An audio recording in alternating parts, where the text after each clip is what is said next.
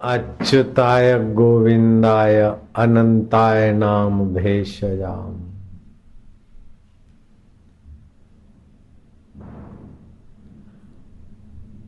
आयुर्वेद के रचयिता भगवान धन्वंतरि जी ने कहा,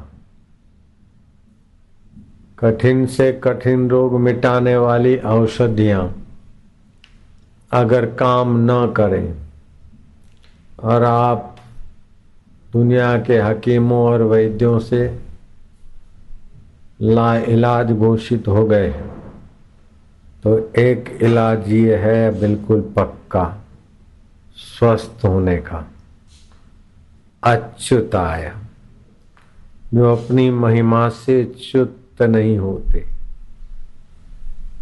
राजा राज्य से च्युत हो जाता है, नौकर कुर्सी से च्युत हो जाता है, सेठ दुकानदारी से च्युत हो जाता है, मनुष्य जीवन से च्युत हो जाता है, मर जाता है, देवता देवपद से च्युत हो जाते, इंद्र भी इंद्र पदवी से च्युत हो जाते, यहाँ तक कि ब्रह्मा विष्णु और महेश का लोक भी च्युत हो जाता है। फिर भी जो अपनी महिमा से च्युत नहीं होते वो अकाल पुरुष अच्युत है।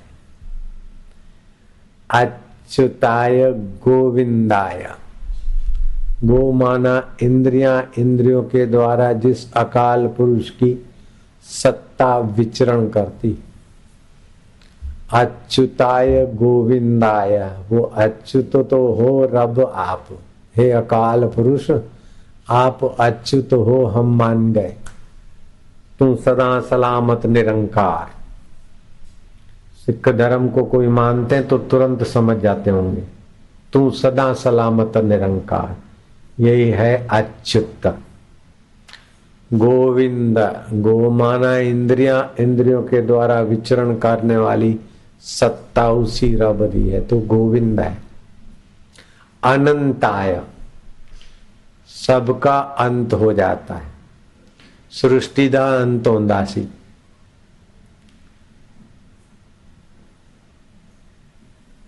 गाड़ी मोटर दा अंत होंदा सी, जहाजों दा अंत होंदा सी, जहाज भी पुराने हो जाते और बेकार हो जाते, ऐसे ही लोकांतर का अंत होता है। लेकिन हे अकाल पुरुष, हे सच्चे पातशाह, हे ब्रह्म स्वरूप, हे ज्योति स्वरूप, तो अनंत है, तेरा अंत नहीं होता है।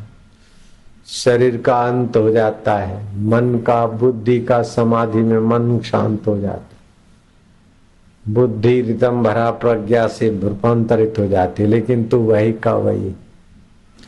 ऐसे परमात्मा का साक्षात्कार ये बहुत बहुत ऊंची बात।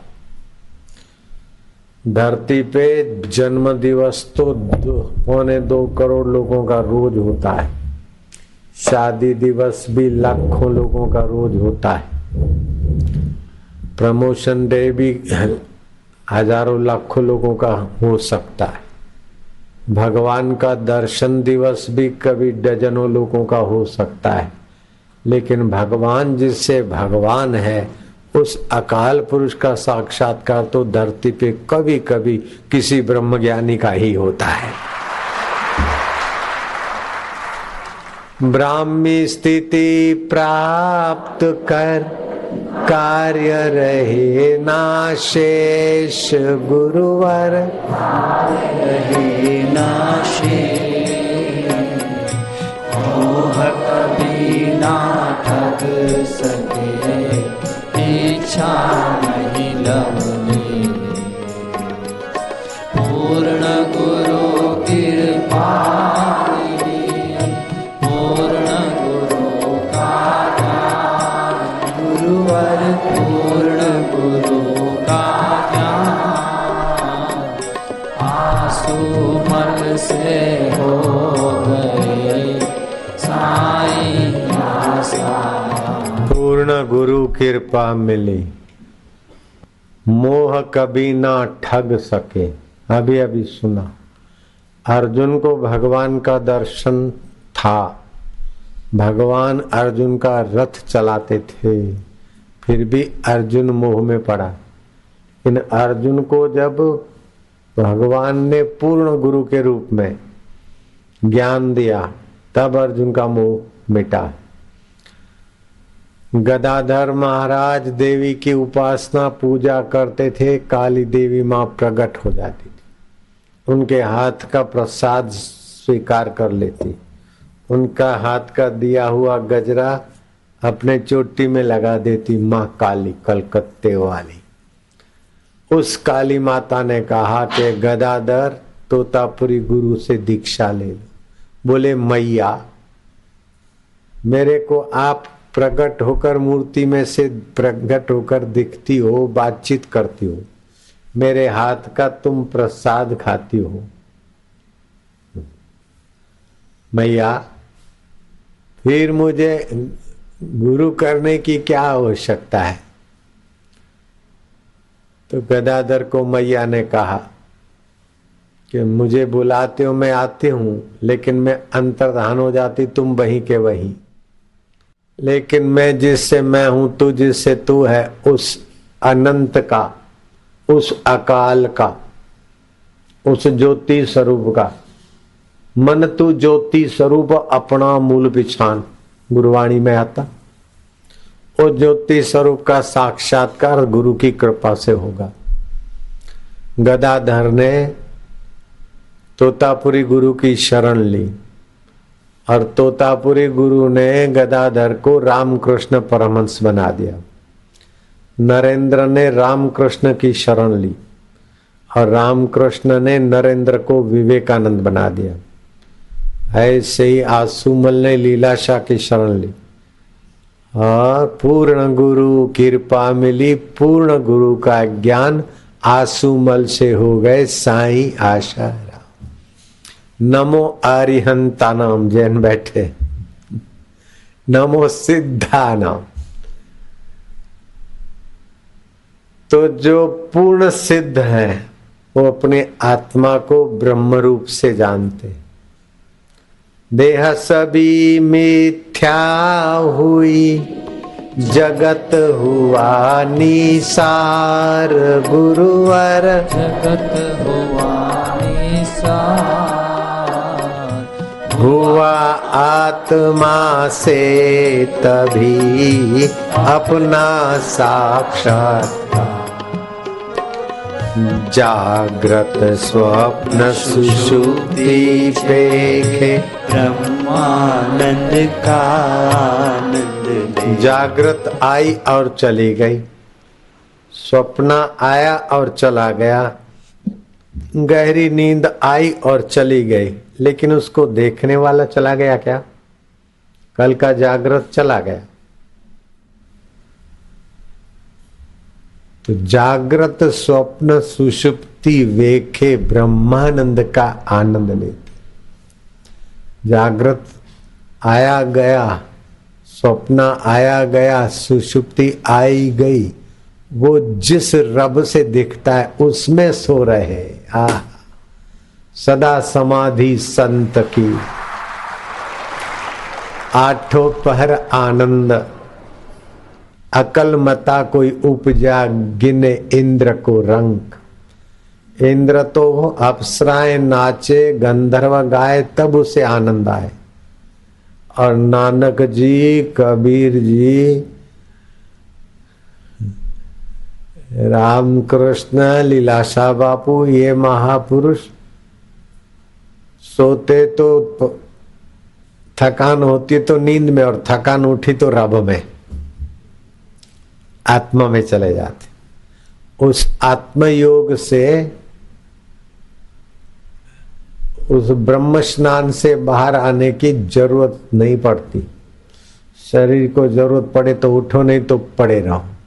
भगवान नारायण देवशैनी एकादशी को सो जाते, और कार्तिक, अभी की जो ये पूनम नहीं, उसके बाद की पूनम भगवान नारायण उठेंगे।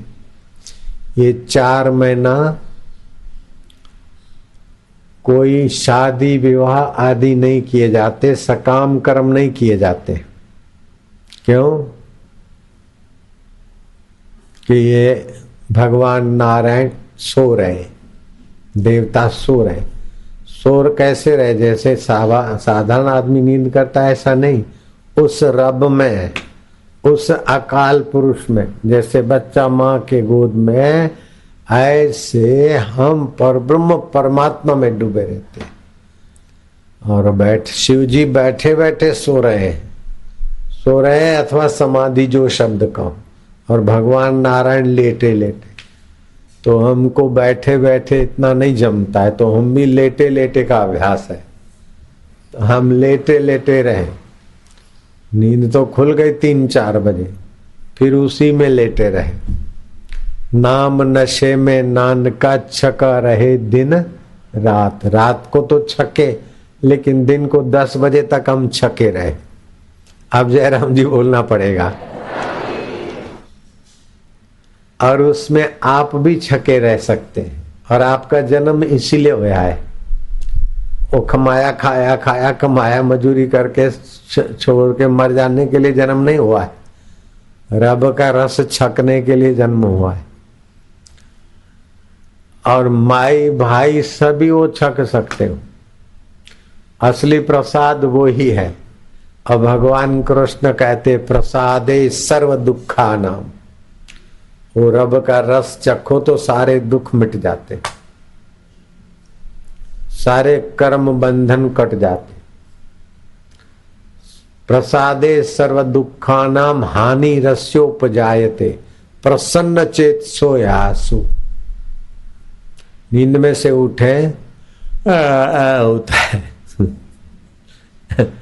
और परमात्मा आत्मा के ध्यान से उठो तो वो बुद्धि में परमात्मा ओज, चित्त में बड़ी प्रसन्नता होती। उसमें 13 निमेष भी छके तो जगत दान करने का फल होता है। 17 निमेष भी उस परमात्मा के ध्यान में रहे। 17 निमेष माना ये 1 निमेष, 2 निमेष, 3 निमेष। दाएं बाएं घुटने को हाथ चक्कर मार के चुटकी बजाते 1 निमेष। और आधा मुहूर्त अगर उस परमात्मा में आप विश्रांति पाते तो बाज पे यज्ञ करने का फल होता है। ऐसा भगवान शिव जी ने वशिष्ठ महाराज को कहा। हे मुनि शार्दुल, अगर 1 पहर उस परमात्मा ध्यान में कोई रहता है तो उसे अश्वमेघ यज्ञ करने का फल होता है।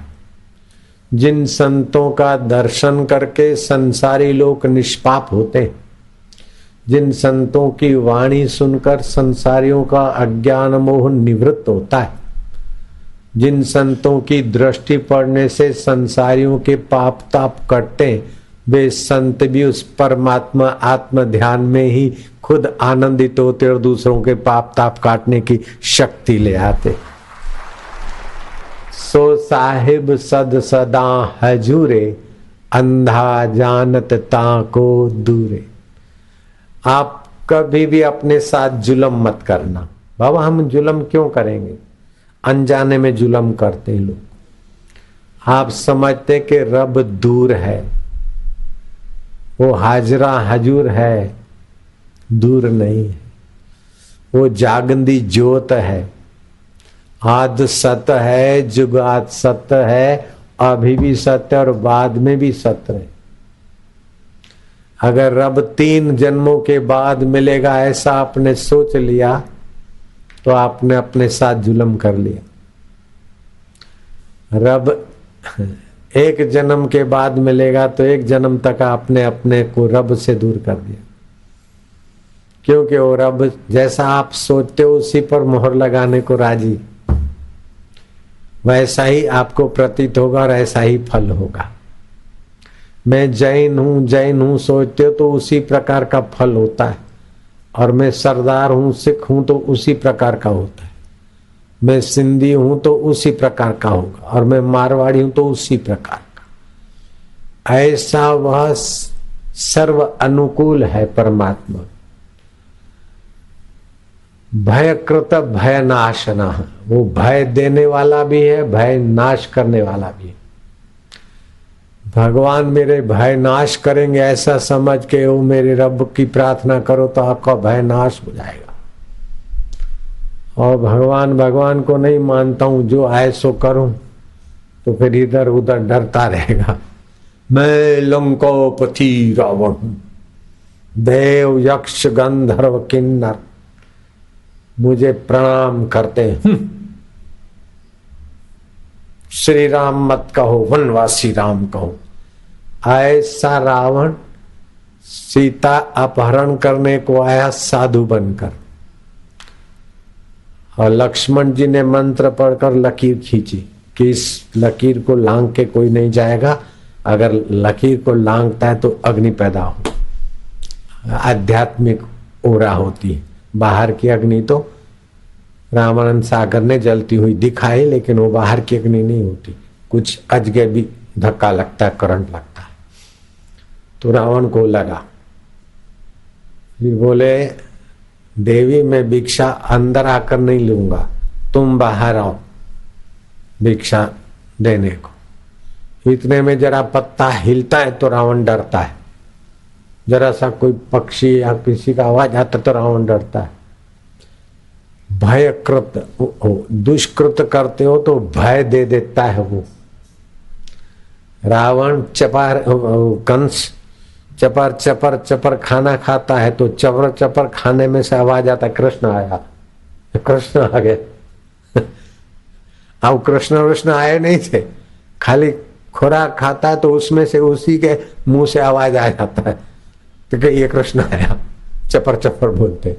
भयकृत है, आप कुछ गड़बड़ी का काम करते हो तो भय पैदा हो जाता है, और आप बढ़िया काम करते हो तो निर्भयता नारायण की प्रकट हो जाती, वो हाजरा हजूर है, जागंदी ज्योत है, और सब में है, सब उसी में है। जैसे आकाश में सब और सब में आकाश, सारी चीजें आकाश के अंदर है और सारी चीजों के अंदर आकाश है।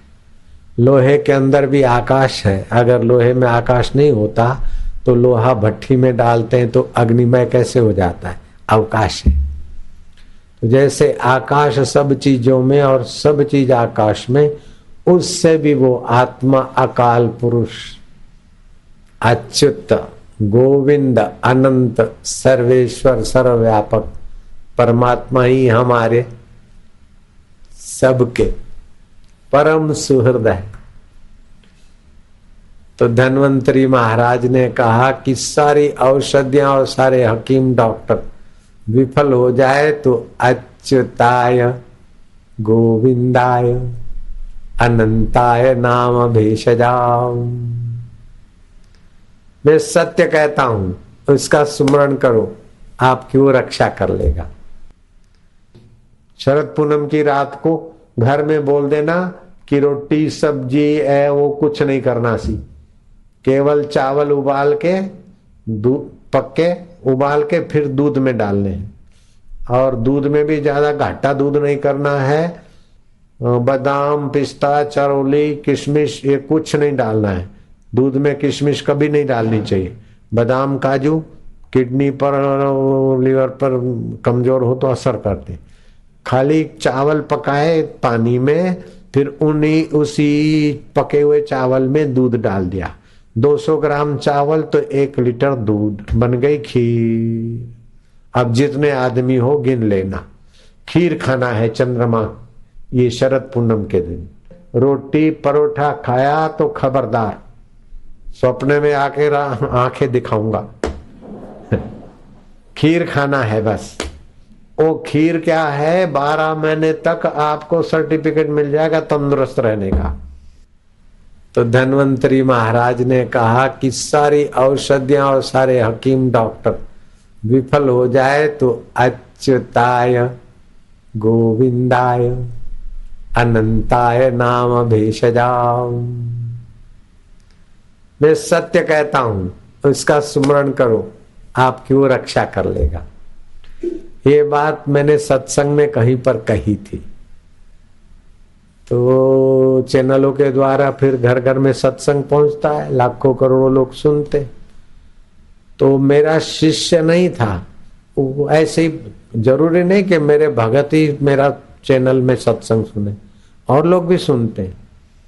कल मैं दिल्ली एयरपोर्ट पे यहाँ आने के लिए नहीं, अहमदाबाद से आया था और आश्रम में जा रहा था, तो कोई लंदन से आए हुए व्यक्ति 2 यूरोपियन मित्रों को बोलते हैं कि मैं इनका दर्शन रोज करता हूँ, 20 मिनट इनका सुनता हूँ, बहुत अच्छा लगता है, ऐसा करके उनको बता रहे थे और मेरा बड़ा स्वागत किया। यूरोप से आए थे, हिंदुस्तानी व्यक्ति थे।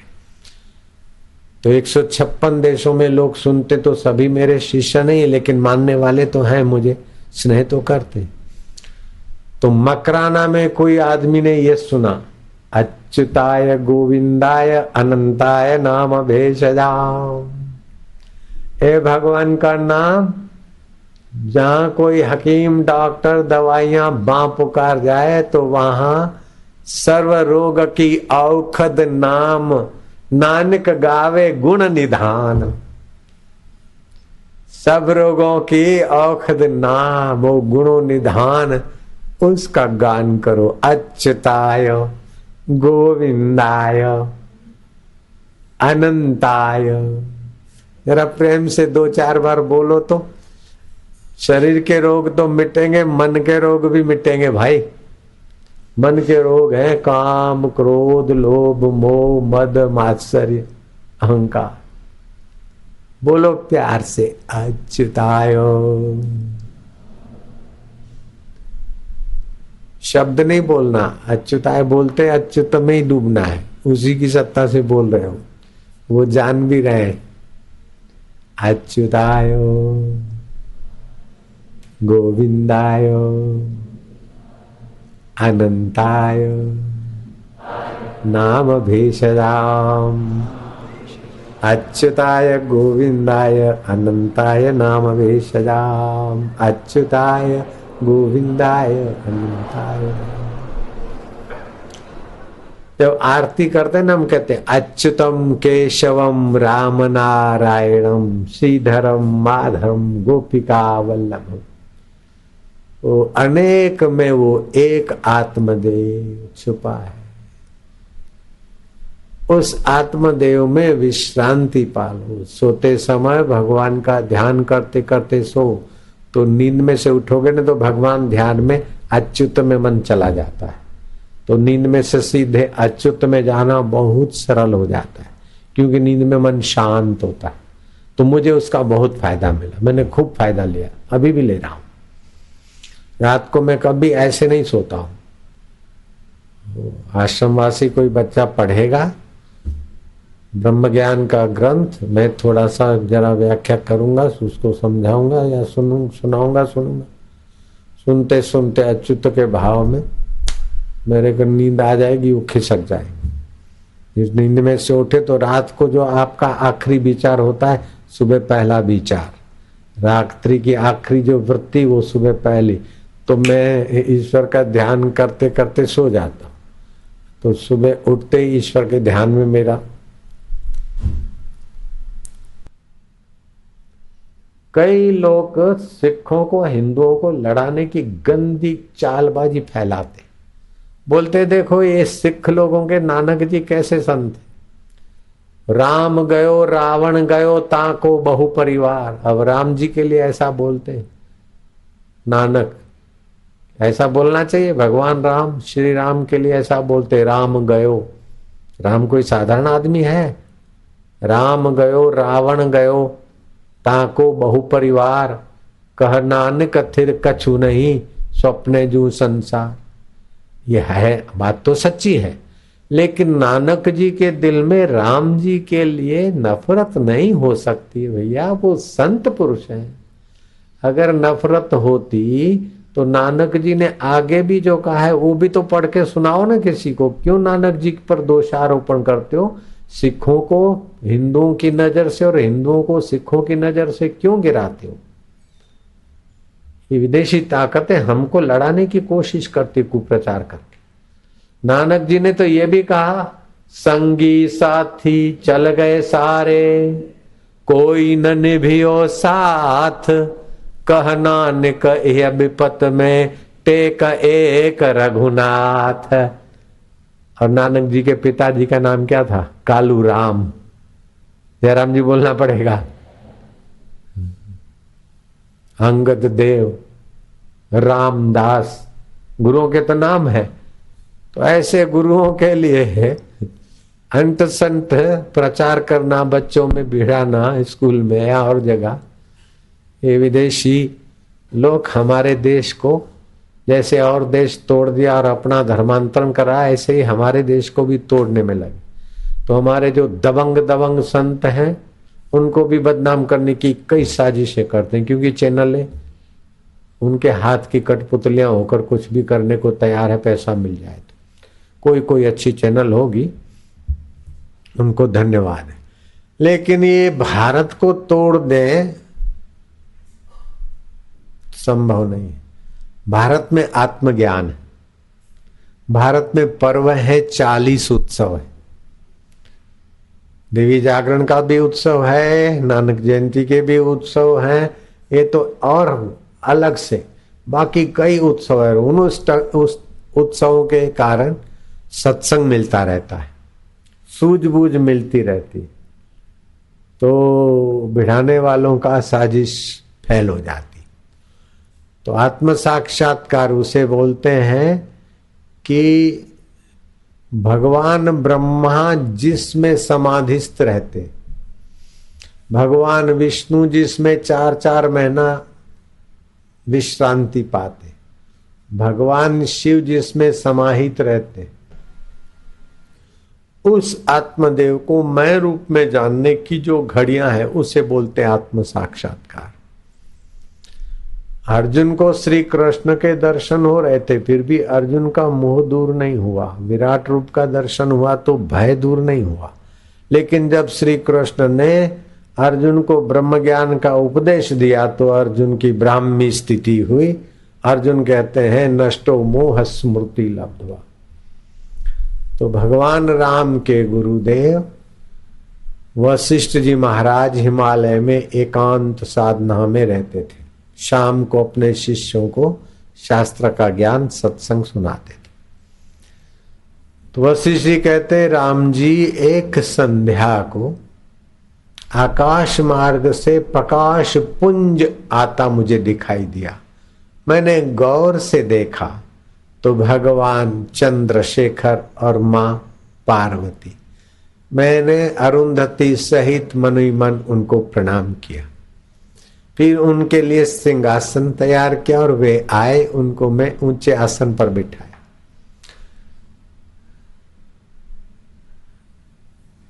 कठौती में मैंने उनके चरण धोए।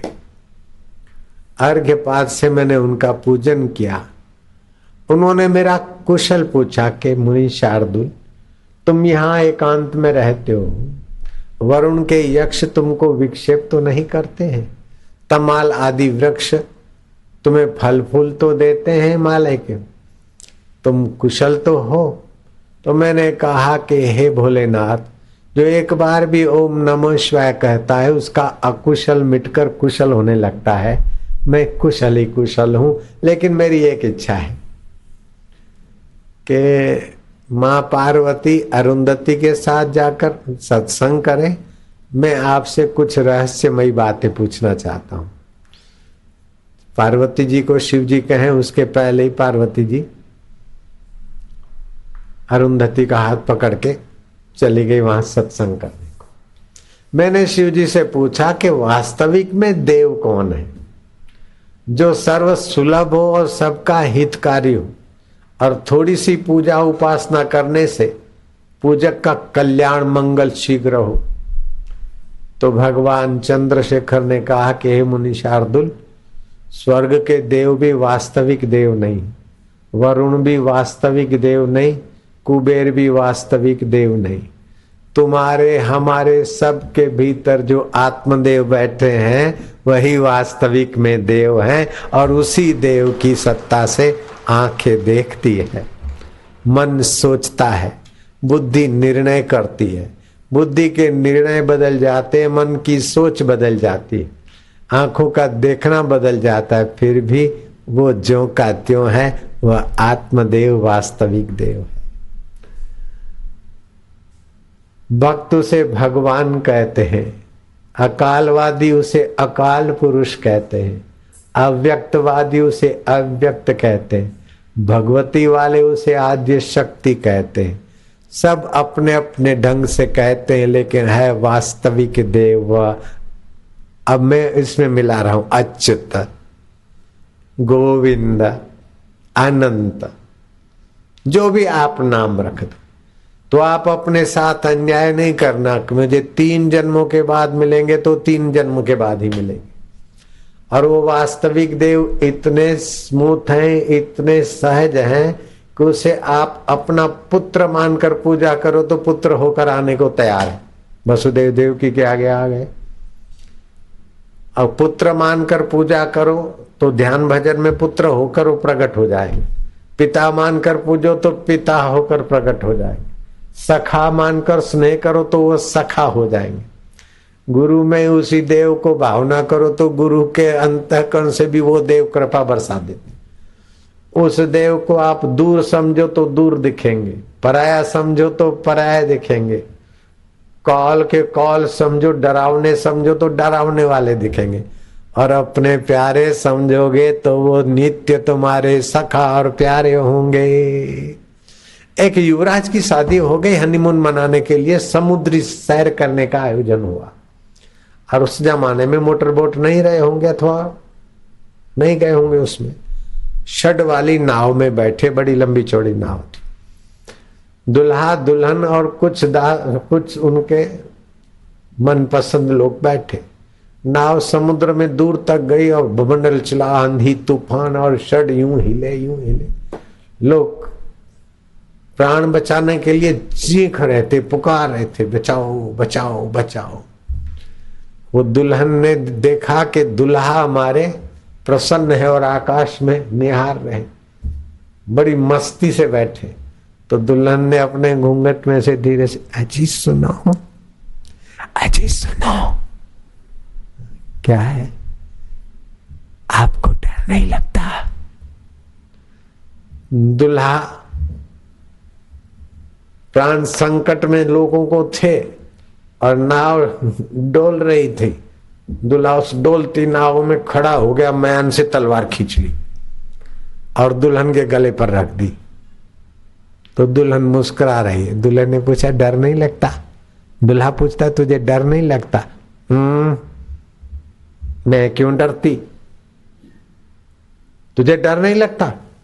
मौत तेरे गर्दन पे बैठी, तुझे डर नहीं लगता? मुझे क्यों डर लगती? अगर ये तलवार किसी बदमाश के हाथ में होती, किसी दुश्मन के हाथ में होती तो डर लगती। ये तो मेरे स्वामी के हाथ में, ये तलवार निगुड़ी मेरा क्या बिगाड़ लेगी? बोले ऐसे ये जीवन मेरा रब दे हाथ में है, उसकी मौज होगी, वो करेगा जो तिद भावे सो भली कार, तू सदा सलामत निरंकार। मैं सत्संगी हूं, गुरुमुख हाँ, मैं सुन रखा हूं।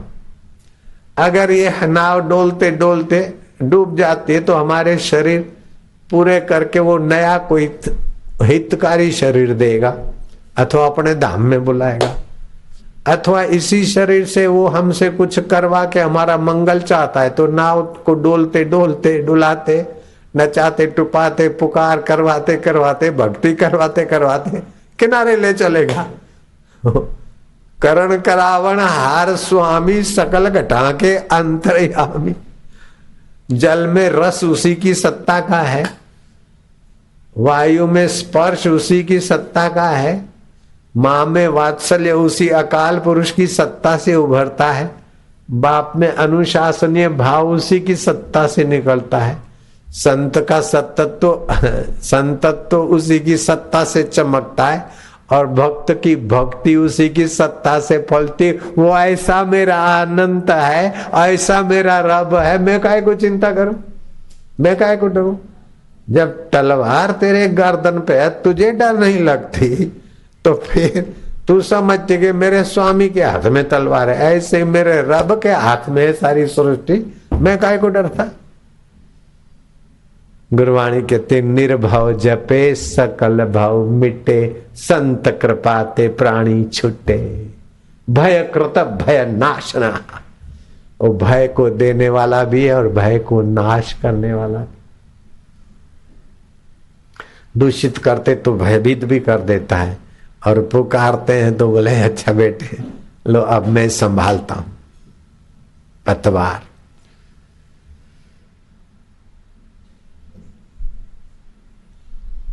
तो आप कभी अपने को तुच्छ मत मानिए, अपने को अनाथ मत मानिए, अपने को दुखी मत मानिए। अगर आप दुखी मानेंगे नहीं तो आपका मन दुखाकार वृत्ति बनाकर उस चैतन्य से वही सत्ता ले आएगा। राम जी के लिए लड़ाई कर रहे हैं बंदर, हनुमान, जामवंत, और मेघनाथ, कुंभकर्ण और राक्षस रावण के लिए लड़ाई कर रहे हैं। ठीक बात है ना?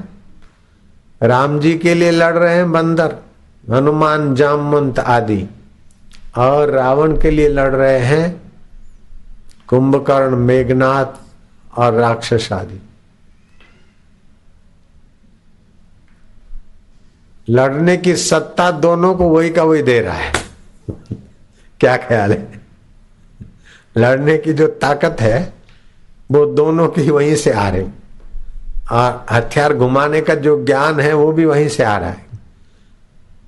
उसको उनके लिए, राम जी के लिए राग है, रावण के लिए द्वेष है, और दूसरों को रावण के लिए राग है और राम जी वालों के लिए द्वेष है। तो राग और द्वेष का शीशा अलग अलग है, लेकिन विद्युत का करंट एक ही जगह से आता है। कहीं फ्रिज में फिट कर दिया तो ठंडा पानी बन रहा है, और गीजर में फिट कर दिया तो गर्म, लेकिन लाइट वही की वही। ऐसे अकाल पुरुष वही का वही। राम जी के लिए लड़ो तो भी सत्ता देता है, रावण के लिए लड़ो तो भी सत्ता देता है। किसी सज्जन के लिए वकालत करो तो भी तर्क देगा, और दुर्जन के लिए करो तो भी देता है। तो आप जो भी चाहोगे उसके लिए हाँ जी तैयार है। इसीलिए आप चाहोगे 3 जन्मों के बाद तो फिर बोलेगा हाँ 3 जन्म, 2 जन्म के बाद तो 2 जन्म, 1 जन्म के बाद मिलेंगे भगवान तो 1 जन्म। भगवान कठिन है तो बोले हाँ मैं कठिन हूं। अगर आप मानते हो भगवान सुलभ है तो बोलेगा बिल्कुल मैं सुलभ हूं। तस्याहम सुलभम पार्थ नित्य युक्तस्य योगिना। तो भगवान सचमुच में सुलभ है, लेकिन आप जैसा मानोगे ऐसे भी हो जाते। आप आत्मा मानोगे जैन धर्म के अनुसार तो फिर ऐसे दिखेंगे, आप प्रेम भक्ति के अनुसार कृष्ण मानोगे तो ऐसे हो जाएंगे, आप राम जी मानोगे तो उसी रूप में दर्शन देंगे, और आप अकाल पुरुष मानोगे तो उसी रूप में देंगे। क्योंकि सारी सृष्टि जो बन सकता है तो आपके भावना के अनुसार आपका कल्याण करने में उसे कोई हरकत नहीं है, वो सर्वसमर्थ है। कर्तुम शक्यम अकर्तुम शक्यम अन्यथा कर्तुम शक्यम। तो मैंने पूजा पाठ साधना और ईश्वर के लिए तड़प तो थी, लेकिन तुम कब मिलोगे कैसे मिलोगे मैं तो तुम्हें नहीं जानता हूं। तुम तो मैं अनुष्ठान करता था नर्मदा किनारे, और जब तक मंत्र की उस विधि का पूरी संख्या नहीं होती तो कब जब करते करते कभी रात्रि के 11 बज जाते, कभी 12 बज जाते, कभी और देर हो जाती, लेकिन वो नियम पूरा करके ही सोना होता है। 40 दिन का मेरा अनुष्ठान था, और जवानी थी, 22 साल की उम्र थी। जब सोते थे तो नींद ऐसी आए कि महाराज कोई उठा के बेच के चला जाए तो पता न चले। दिन भर के जागरण थकान। वो गुफा में जिसमें जप करता था वहां वो टूटा फूटा था कहीं से बिल फिल, तो वो छछूंदर आ जाते और फूंक मार के पैरों के तलिए काट के खा जाते। तो वो पता ही नहीं चलता कि कौन खा गया। सुबह चलता तो जरा करा के, तो किसी संत ने देखा, बोला क्या हो गया? मैं क्या क्या पता ही, अरे वो छछूंदर खा जाते, पता नहीं चलता। मैं क्या, मेरे अनुष्ठान। तो ऐसी तड़प थी। और फिर शिव मंदिर में वो जल चढ़ाने जाता, तो मंदिर में जाते ही देवता के श्री विग्रह से कुछ न कुछ गिर पड़ता था। तो ये शुक्र माना जाता है, देव हम पर प्रसन्न है। तुम प्रसन्न तो हो, लेकिन कब मिलोगे, कैसे मिलोगे? तो फिर ध्यान में बैठते थे तो बार बार होता था कि चलो लीलाशाह साईं के पास जाओ, मैं वहीं मिलूंगा। तो तुम कौन बोल रहे हो? कि जिसकी पूजा करते हो ना, जिसको चाहते हो, मैं वही बोल रहा हूं। तो ये मेरे मन की आवाज है कि आप बोलते हो, मेरे को कैसे पता चले? कि बोले बेटा मैं ही बोलता हूं, जिसको तुम मिलना चाहते हो मैं वही बोल रहा हूं, और मैं शिव पार्वती गणपति सर्व रूप में तुमको वहां मिलूंगा। तो ऐसा कई बार मेरे अंदर अनुष्ठान के दिनों में भाव आता था। तो 40 दिन पूरे होते ही मैं 41वें दिन चल पड़ा। तो मेरे को मना कर मेरी माँ घर ले जाना चाहती थी। तो मैंने अपने जो मित्र के साथ आई थी उसको मैंने बोला, अभी इनको ना बोलेंगे तो रोएंगी, चीखेंगी, हल्ला गुल्ला होगा। तुम चुपचाप अहमदाबाद की टिकटें तुम्हारी 3 करवा लेना और मेरी 1 टिकट बम्बई की करवा लेना। दोनों गाड़ियां आमने सामने क्रॉसिंग होती है, मैं इनको बिठाऊंगा, बातचीत इनसे करूंगा, फिर इनकी गाड़ी निकल जाएगी तो मैं भाग के उसमें चला जाऊंगा। वो सब अपने कर लेंगे। तो मियाँ गांव जंक्शन पर 3 टिकट तो उनकी थी, और माँ तो बेचारी क्या टिकट देखे, उनके पास टिकटें थी। वो बैठे और सामने बम्बई जाने वाली गाड़ी भी खड़ी थी। अब देखा कि उसको सिग्नल मिल रहा है, वो गार्ड दिखा रहा। तो बात करते करते माँ को मैं बोला, ऐसे करके मैं भागा। तो माँ बोले, आंसू बेटा बेटा बेटा, अरे क्या हुआ, क्यों भाग? तो वो गाड़ी में बैठ गए, अरे आया। तो माँ चिल्लाई, तो लोग बोले क्या हुआ, जेब काट के गया क्या, क्या हुआ? पकड़ो पकड़ो पकड़ो। अब पकड़ता कौन, चालू गाड़ी में हम तो बैठ गए। मेरे को जाना था, अंदर से प्रेरणा दे रहा था जो भगवान इष्ट देव कि शिव जी के रूप में अनेक रूपों में मैं वहीं मिलूंगा। तो मुझे तो गुरु जी के पास जाना था और माँ ले जाती थी संसार में। अब उसको समझाता हूं तो रुदन करेगी, इसीलिए थोड़ा तो मैं भागा। तो उस समय कैसा बीता होगा और मेरे हृदय में कैसा बीता होगा, और वो जानने वाला कितना मेहरबान हुआ होगा, उसी का फल है आसोद शुद्धो दिवस। रात भर ट्रेन चली, सुबह बम्बई के नजीक बोरेवाली आदि उतरे, और फिर वहां से गणेशपुरी का जो एड्रेस थी वो पूछा, बस में बैठकर गए। गणेशपुरी से थोड़ा दूर जंगल में एकांत में किसी सेठ का मकान था, कभी कभार आता था। वो मकान गुरु जी के लिए था। मैं करीब सुबह के 9:15 बजे होंगे तो गुरु जी दिखे बाहर, प्रणाम की। तो फिर आंखों से आंसू। अच्छा भगवान सब ठीक करेगा। गुरु जी समझ गए कि तड़प पूरी है। पानी 100 डिग्री पे गर्म हो गया, तब तो उसको उखलना ही है। 90-99 डिग्री है तो फिर 1 डिग्री और देने में क्या देर लगती। सारा वो लाइट का सामान फिट हो गया है, और पावर हाउस का कनेक्शन भी आ गया, खाली फ्यूज को दबाना है, स्विच ऑन करना है, तो फिर तो होनी है रोशनी। गुरुजी ने कहा भगवान सब ठीक करेंगे, कोई बात। थके हो जरा आराम करो, आसन बासन करो, नियम करो, खाओ। महाराज आसन किए, जप किया, ध्यान किया, नियम किया। करीब 2 बजे होंगे तो कोई आया सेवक, साईं बुला रहे, तो मैं भागा। तो साईं जी बैठे थे और एक सेवक को दिया ग्रंथ पढ़ने को, पंचदशी। मेरे को इशारा दिया कि बैठो, ध्यान से सुनो। तो पंचदशी का 7वां प्रकरण था। किमिच्छन कस्य कामाय शरीरम अनुसृज्येत, उपनिषद का था। बहुत भारी, एक हाई लेवल का कोई होता है ना साधक, उनको ही ये समझाया पढ़ाया जाता है। तो वो सेवक पढ़ रहा था पंचदशी का 7वां प्रकरण, और गुरुजी थे, सेवक था, और मैं इशारा किया, ध्यान से सुन। मैं सुन रहा था।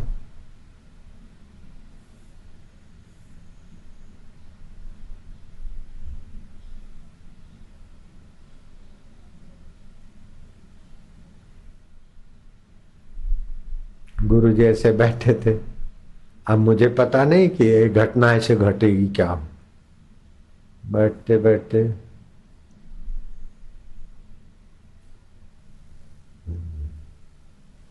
बड़ा अच्छा अच्छा आनंद कुछ आने लगा। ध्यान में तो आनंद पहले आता था, लेकिन ये कुछ और विशेष। ऐसे करते करते गुरु जी ने, अब वहां शब्द नहीं है मेरे पास, मैं जो बोलूंगा ना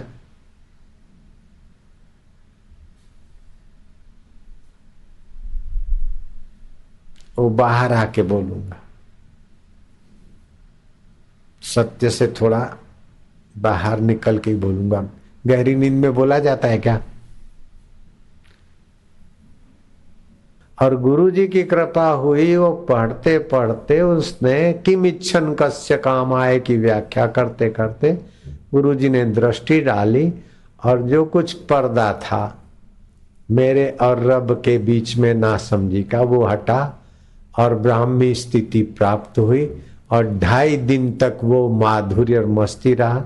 फिर गुरु जी की कृपा से, जैसे नया नया पियकड़ होता है ना, तो नशे में जरा लथड़ता है 2.5 घंटे, फिर पियकड़ पक्का हो जाता है तो बोतल की बोतल भी हजम हो जाती है और होश संभाले रहता है।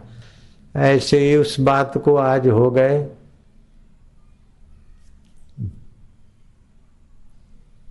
46 साल हो गए।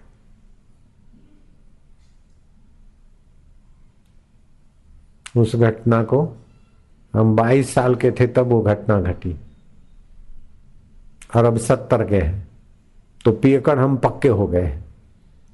तो हम पी पी के पक्के हो गए। मेरे को एक संत ने पूछा कि सच्चे ब्रह्मज्ञानी की पहचान क्या, सच्चे संत की पहचान क्या?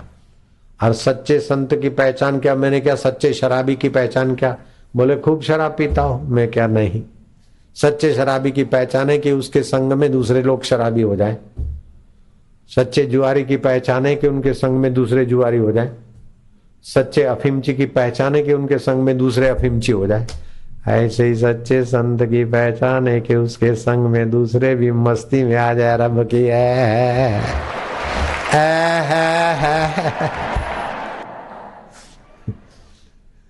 वे चाहते सब झोली भर ले, निज आत्मा का दर्शन कर ले। 108 जो पाठ करेंगे उनके सारे काज सरेंगे।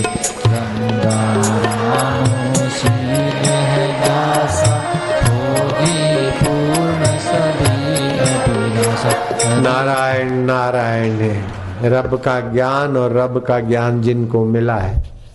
तो देखो, जन्म दिवस तो मनाने की टेक्निक सबके पास है, एक दूसरे को देख के सीख लेते हैं।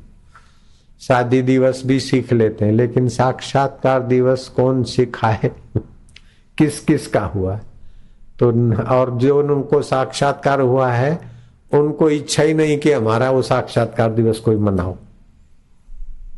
इसीलिए साक्षात्कार दिवस अज्ञात रह गया है। सबसे बड़ा दिवस है धरती पर।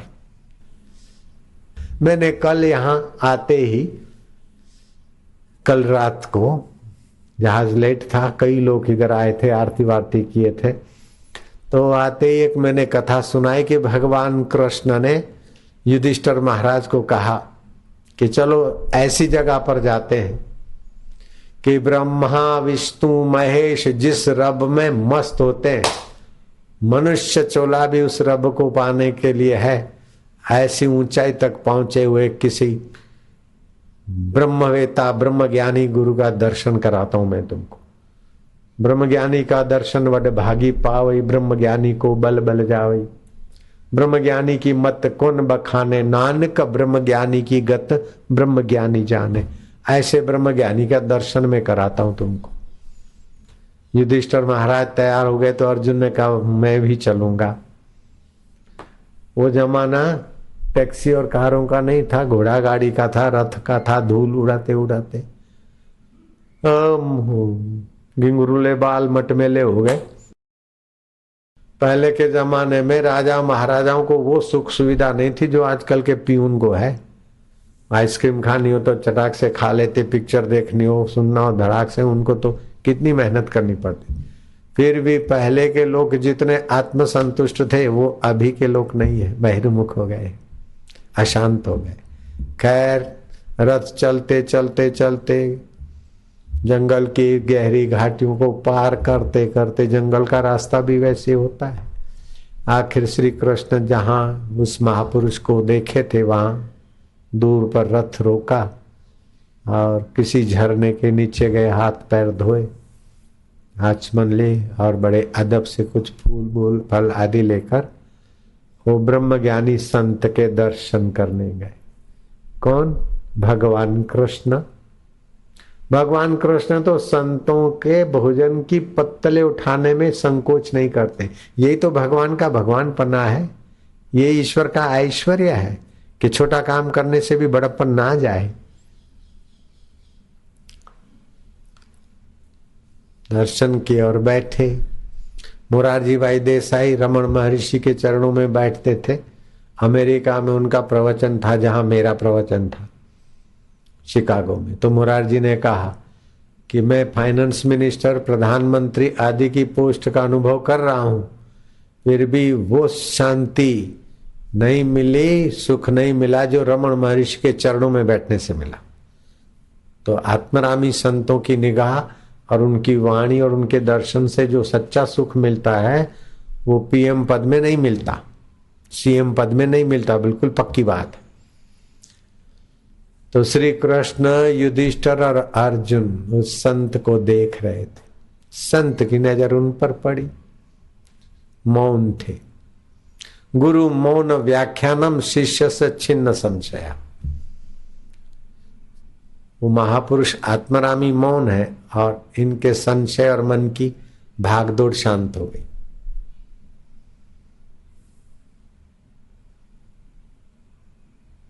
इतने में थोड़ा चिंतन हुआ युधिष्ठिर को। युधिष्ठिर रो पड़े, संत महात्मा भी वो रो पड़े, श्री कृष्ण भी रोए और अर्जुन चुप नहीं रहा, अर्जुन भी रोया। चारों के चार उस सन्नाटे में रोने लग गए। अब चुप कौन कराए? चारों रोए खूब। लेकिन भगवान अनंत है, बाकी सबका अंत है। हंसने का भी अंत है, रोने का भी अंत है, लड़ने का भी अंत है और खुशी का भी अंत है। अनंत तो वही है, खुशी आई गई, लड़ना आया गया, लेकिन वो नहीं गया, वो अनंत है। रोते रोते रोने का अंत हुआ, चुप्पी हुई। अर्जुन ने श्री कृष्ण को पूछा कि माधव तुम क्यों रोए? बोले मैं क्यों रोया? तुम तुम्हारे भाई को पूछो मैं क्यों रोए। अपन दोनों पूछते हैं, कृष्ण और अर्जुन मिलकर पूछते हैं कि धर्मराज आप यहां पर ऐसे सुंदर शांत वातावरण में किस दुख को याद करके रोए? यहां तो कोई रोने का कारण नहीं था। बोले मुझे रोना आता है, अभी भी आता है, अपने को थामा हुआ हूं। क्यों? बोले मनुष्य जन्म मिला और वो आत्मा परमात्मा में विश्रांति पाने के लिए उस आत्मा का आनंद पाकर कितने आनंदित हो रहे, कितने पूर्ण पुरुष हो रहे हैं। पूर्ण गुरु कृपा मिली, पूर्ण गुरु के ज्ञान में कितने चिन्मय तत्व आत्मा में परितृप्त है। कहाँ तो इनका जीवन और कहाँ हमारा राज काज और बन और राज की लालच से बनवास और राज की लालच से लड़ाई अभी राज संभालो, इसको दंड दो, इसको खुशामद करो। कहाँ ये आपा धापी वाला टिकट लो, उसको सलाम भरो, फिर लोगों को सलाम भरो, फिर कुर्सी के बाकी 3 साल, बाकी 1 साल, और फिर डाबेरी और वो कम्युनिस्ट तो बेचारे चालू ही सरकार में चले गए। अब देख रहे कब आए क्या हो। वो राजाओं को तो एक बार गद्दी पे मिले तो आजीवन, यहाँ तो 5 साल में, हर 5 साल में कटोरा लेकर भिक्षा मांगो भिक्षा हम दे, वोट फोरनी। तो कहा तो इनका जीवन ब्रह्म ज्ञान का, और कहा हमारा राजकाज ये आपाधापी। इसलिए हमको लगता है कि मेरा जीवन कहाँ व्यर्थ खो गया और इन्होंने कैसा पा लिया है, इसीलिए मुझे रोना आता है। वास्तविकता थी। श्री कृष्ण तो कम नहीं थे, चतुराई के शिरोमणि थे, लोगों का ज्ञान बढ़े, ये कृष्ण का स्वभाव था। पूछा महापुरुष आप क्यों रोए? बोले केशव तुम पूछते हो ना, मैं अपने रुदन का कारण बताता हूं कि जिस मां ने जन्म दिया, जिस बाप ने उंगली पकड़ के चलना सिखाया, जिन मित्रों साथियों ने स्नेह दिया, उन सब का ये सब 4 दिन की चांदनी है, फिर अंधेरी रात, सब छूट जाएगा। ऐसा समझकर मैं मंदिर में पूजा में ध्यान में लगा, और ध्यान से सद्बुद्धि मिली, सदगुरु को पाओ, और सदगुरु को पाकर सत्य स्वरूप ईश्वर को पाने में इधर में आया, और ईश्वर का सुख अभी अभी मिला है, अभी अभी समाधि और ध्यान और आत्म विचार की स्थिति। और इतने में थोड़े ही दिन हुए हैं और आप मेरे को आए, देख के गए। अब आप देख के गए, फिर युधिष्ठिर आए, अर्जुन आए, अब मेरी खैर नहीं।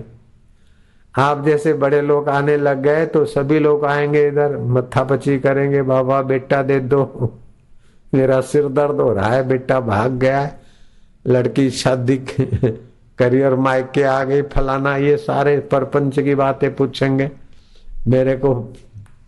फिर वो समाधि के सुख से नीचे गिरा दे।